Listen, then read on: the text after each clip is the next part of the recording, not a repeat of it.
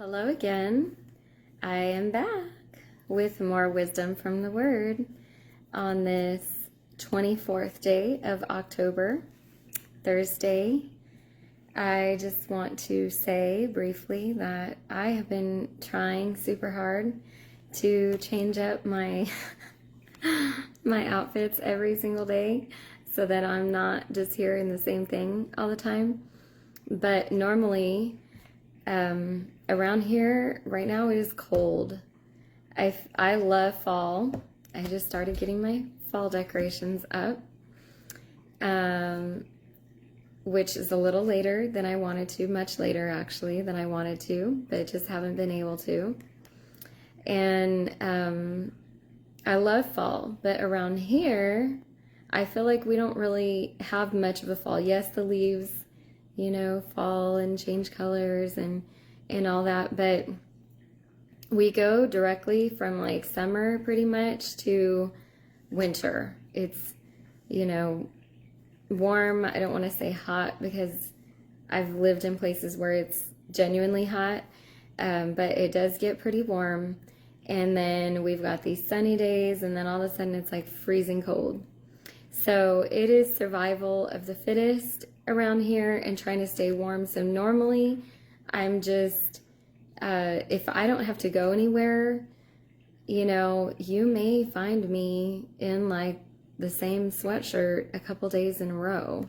So I've been trying really hard for these videos to wear something different every day so you don't see me in the same thing. And anyway, just a little humor for you to get started. So I'm going to start reading. And oh no, I also want to apologize. I'm sorry. Okay, a couple disclaimers here this morning. I also wanted to apologize for not keeping my word and coming on at 7 o'clock every morning.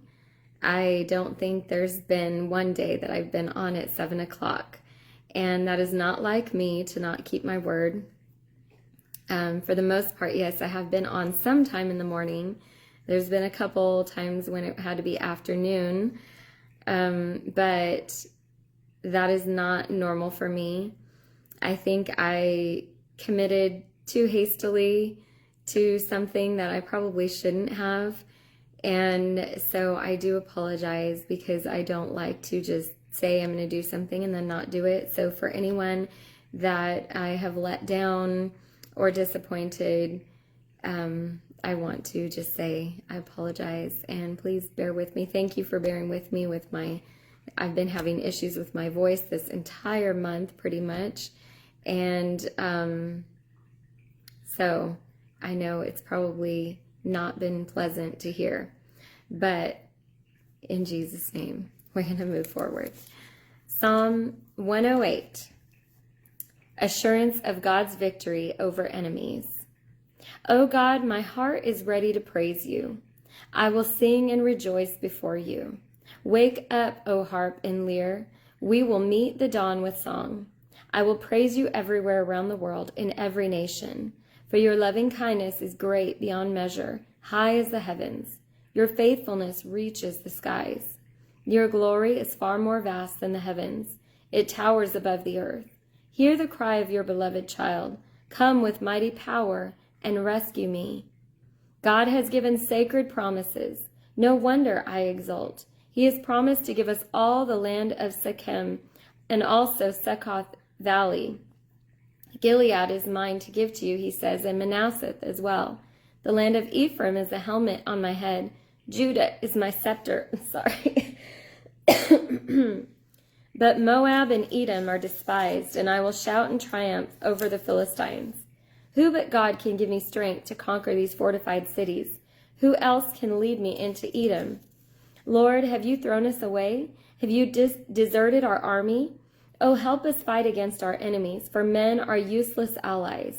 But with the help of God, we shall do mighty acts of valor, for he treads down our foes. Psalm 109, plea for judgment of false accusers. O God of my praise, don't stand silent and aloof. While the wicked slander me and tell their lies, they have no reason to hate and fight me, yet they do. I love them, but even while I'm praying for them, they're trying to destroy me. They return evil for good and hatred for love. Show him how it feels. Let lies be told about him, and bring him to court before an unfair judge. When his case is called for judgment, let him be pronounced guilty. Count his prayers as sins. Let his years be few and brief. Let others step forward to replace him. May his children become fatherless and his wife a widow, and be evicted from the ruins of their home. May creditors seize his entire estate and strangers take all he has earned. Have you ever felt like praying prayers like this before? Well, David did. Let no one be kind to him. Let no one pity his fatherless children. May they die. May his family name be blotted out in a single generation. Punish the sins of his father and mother. Don't overlook them. Think constantly about the evil things he has done and cut off his name from the memory of man. I love that we read real stuff like this in the Bible from real people that go through things, and maybe it's not entirely the right response or the right way to pray, right? We're supposed to love our enemies, but this is a plea for judgment of false accusers. And if someone has ever done you wrong and said bad things about you that aren't true and spread gossip and drug your name through the mud, we can feel this way. And we can be honest with God, and we can tell him even the ugly things that are in our hearts. And he hears us, and he is a just God and will be fair and will also give us grace and have mercy upon us. I'm going to continue reading. For he refused all kindness to others and persecuted those in need and hounded broken-hearted ones to death. He loved to curse others. Now you curse him. He never blessed others, and now you don't bless him. Cursing is as much a part of him as his clothing, or as the water he drinks, or rich food he eats. Now may those curses return and cling to him like his clothing or his belt. This is the Lord's punishment upon my enemies who tell lies about me and threaten me with death. Watch out. But as for me, O Lord, deal with me as your child, as one who bears your name. Because you are so kind, O Lord, deliver me. I am slipping down the hill to death. I am shaken off from life as easily as a man brushes off a grasshopper from his arm. My knees are weak from fasting, and I am skin and bones. I am a symbol of failure to all mankind. When they see me, they shake their heads. Help me, O Lord my God. Save me because you are loving and kind. Do it publicly so all will see that you yourself have done it. Then let them curse me if they like. I won't mind that if you are blessing me. For then all their efforts to destroy me will fail, and I shall go right on rejoicing. Just rejoice. Make them fail in everything they do. Clothe them with disgrace. But I will give repeated thanks to the Lord, praising him to everyone, for he stands beside the poor and hungry to save them from their enemies. Psalm 110, Announcement of the Messiah's Reign. Jehovah said to my Lord the Messiah, rule as my regent. I will subdue your enemies and make them bow low before you. Jehovah has established your throne in Jerusalem to rule over your enemies.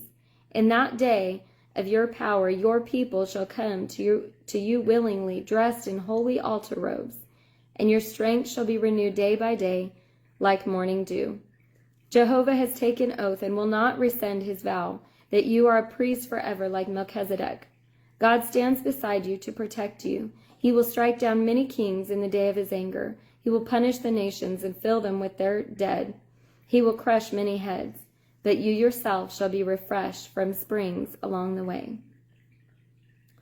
Psalm 111, Praise to God for his faithfulness and justice. Hallelujah! I want to express publicly before his people my heartfelt thanks to God for his mighty miracles. All who are thankful should ponder them with me, for his miracles demonstrate his honor, majesty, and eternal goodness. Who can forget the wonders he performs, deeds of mercy and of grace? He gives food to those who trust him. He never forgets his promises. He has shown his great power to his people by giving them the land of Israel, though it was the home of many nations living there. All he does is just and good, and all his laws are right. for they are formed from truth and goodness and stand firm forever. He has paid a full ransom for his people. Now they are always free to come to God. What a holy, awe-inspiring name that is. How can men be wise? The only way to begin is by reverence for God. For growth in wisdom comes from obeying his laws. Praise his name forever. And now, Proverbs chapter 24. Don't envy godless men. Don't even enjoy their company, for they spend their days plotting violence and cheating. An enterprise is built by wise planning, becomes strong through common sense, and profits wonderfully by keeping abreast of the facts. A wise man is mightier than a strong man. Wisdom is mightier than strength. Don't go to war without wise guidance. There is safety in many counselors. Wisdom is too much for a rebel. He'll not be chosen as a counselor. To plan evil is as wrong as doing it. The rebel's schemes are sinful, and the mocker is the scourge of all mankind. You are a poor specimen if you can't stand the pressure of adversity. Rescue those who are unjustly sentenced to death. Don't stand back and let them die. Don't try to disclaim responsibility by saying you didn't know about it, for God, who knows all hearts, knows yours, and he knows that you knew. And he will reward everyone according to his deeds. Wow. My son, honey whets the appetite, and so does wisdom.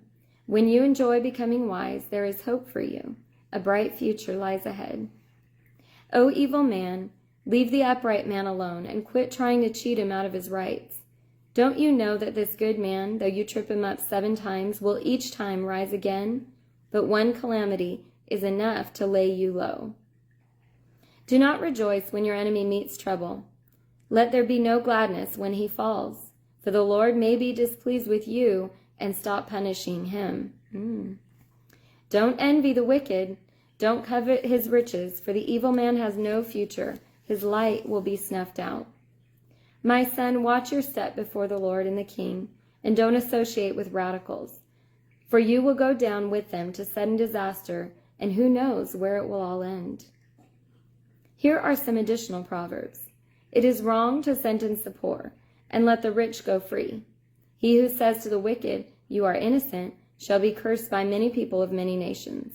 But blessing shall be showered on those who rebuke sin fearlessly. It is an honor to receive a frank reply. Develop your business first before building your house. Don't testify spitefully against an innocent neighbor. Why lie about him? Don't say, now I can pay him back for all his meanness to me. I walked by the field of a certain lazy fellow and saw that it was overgrown with thorns and covered with weeds, and its walls were broken down. Then as I looked, I learned this lesson. A little extra sleep, a little more slumber, a little folding of the hands to rest means that poverty will break in upon you suddenly like a robber and violently like a bandit. And that concludes our reading today from Psalms and Proverbs. And I'm reading from the Living Bible. I will see you again tomorrow for more wisdom from the Word. God bless.